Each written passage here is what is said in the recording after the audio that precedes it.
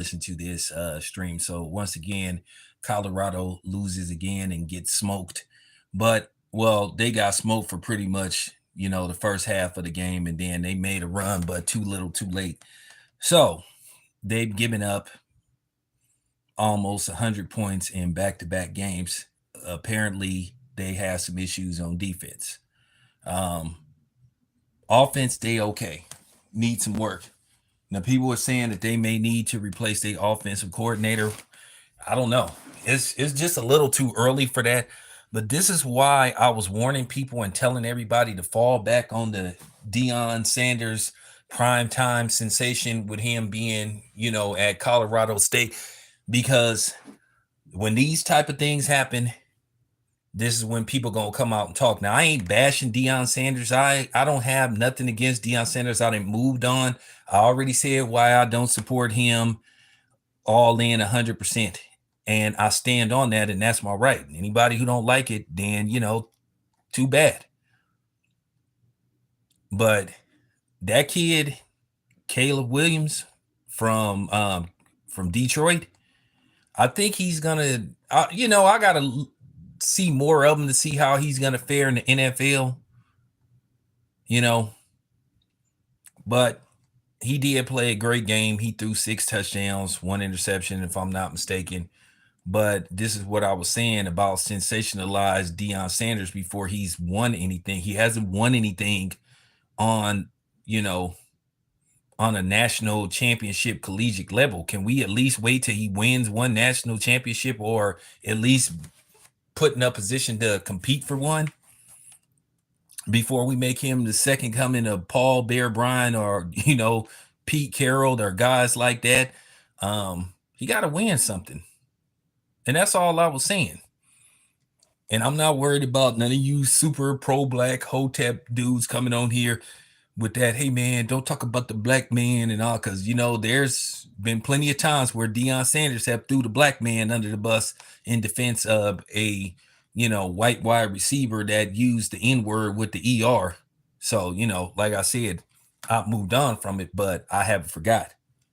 And this is why we have to be careful. At the end of the day, to a certain degree, the same way they're hyping up Deion Sanders, they're setting him up to fail too. Now, he's made his value go up, his worth go up. He's made people pay attention to the school. I think the real test with Deion is going to be next year, based off how recruiting goes, and can he get some of these high level, top level high school recruits? Can he get the standout wide receivers to come to Colorado State? Can he get the standout quarterbacks and defensive linemen, offensive linemen? Can he get those type of people to come to Colorado State? So like I said, the real test is going to be next year.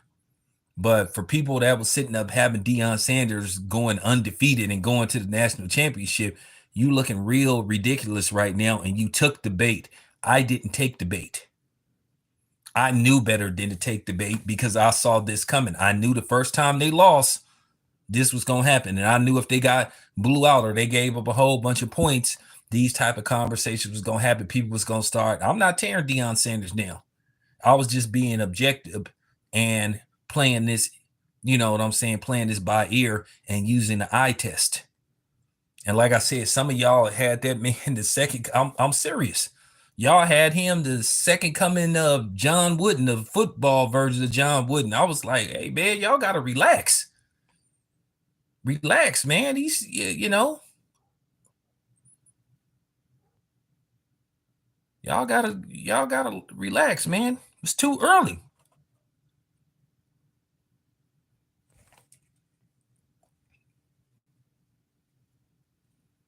Well, that's the thing, Trick. People well, it wasn't me and you, but I kept telling people to relax on the Deion stuff, man. It was too early. Like, the man ain't won nothing yet. This was a wait and see situation. Like I said, the real test is going to be next year. When he go to places like, we all know that Texas got some of the best, high school players as far as athletics go, because Texas invest in their players.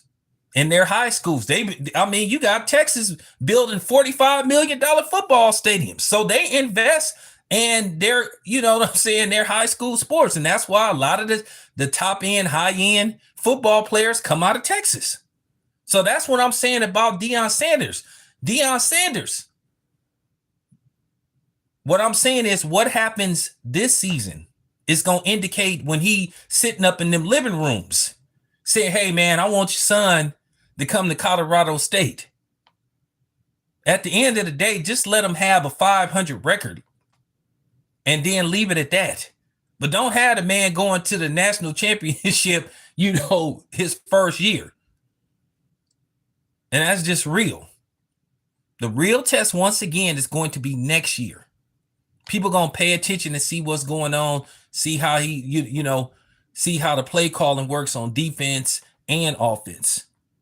Now Deion need to do some fixing now. Got to fix that defense, man. They giving up too many points. Then they gave up almost 100 points in 2 games. And that's a lot. They did make a late run, but it was too little too late. So that's all I'm saying about Deion Sanders. Some of y'all were just elevating this dude to impossible task that he couldn't meet. And you were raising the bar way too high for this first year coach. Way too high. So now, okay, his elevator went all the way up to the top of the Sears Tower. So now we got to go down a few floors. You know, let it go down a few floors. Don't have to reach the bottom. Let it go down. People got to calm down, man, with this stuff. And the thing is, I'm happy that the man is getting these endorsements and getting to do all these commercials, but then that could be a plus and a minus too. I think that was the problem with Robert Griffith III. You know, he hadn't done nothing. He hadn't won anything, but yet he got all these endorsements doing Subway commercials and all this kind of stuff. And he hadn't won anything in his rookie year. And people was like, hold on, man, wait. And that's all I'm saying. And don't come with this, oh, you just want a black man. No, absolutely not. I just want him to succeed. But like, for real, let's not, raise the bar so high, and let's not put, set the standard so high to where Deion can't fairly make these standards and reach these goals. We have to be patient. This is a 2 to 3 year plan to see where Deion is. Not first year thinking the man is going to go to the national championship. Just hold on and wait. That's all I'm saying. That's all I'm saying, man. Just hold on, y'all. Just, slow your roll with Deion. With Coach Sanders. I don't want to refer to him as Coach Primetime, but at the end of the day, that is a problem as well. I want to see more Coach Deion Sanders than Coach Primetime. You don't ever want it to be where the people are coming to see the coach. Because at the end of the day, it's about the team. Now, could Colorado be using Deion Sanders to a certain degree to sell tickets, apparel and all that stuff? Absolutely, they are. I mean, they've been doing this in collegiate sports forever, sensationalizing and exploiting the black athlete, the black man, for profit. But this time, Deion get to see some of those profits. This ain't what they've been doing to the kids. Secretly giving them cash and Cadillacs, and then they can't enjoy it, or they got to hide it. No. Well, I think a lot of people see Deion that way. I mean, when Deion, we all saw Deion Trick when he played. Sensational football player. No denying that. But at the end of the day, we all know he was an individual. He referred to himself sometimes as a third party. When he would do interviews, he'd say prime time and all this kind of stuff. I mean, at the end of the day, it's cool. It makes people pay attention to you. But then sometimes when do, like, being braggadocious, turn into a sideshow or turn into a circus or turn into a minstrel show. And that's sometimes what happens, in particularly with black athletes. Sometimes they don't know how to turn the faucet off. And that's the problem. And that's what I'm worried about with Deion.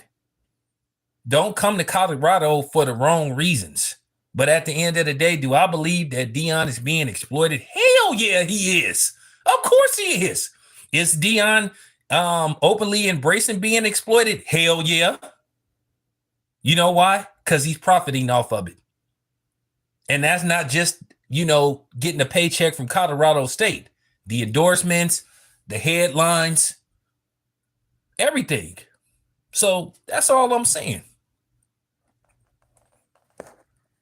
That's all I'm saying, you guys. But anyway, I'll be back in a few minutes getting ready to break down this Canelo Jermell Charlo fight. So I'm just finna take a quick breather. Be back in probably 20, 30 minutes.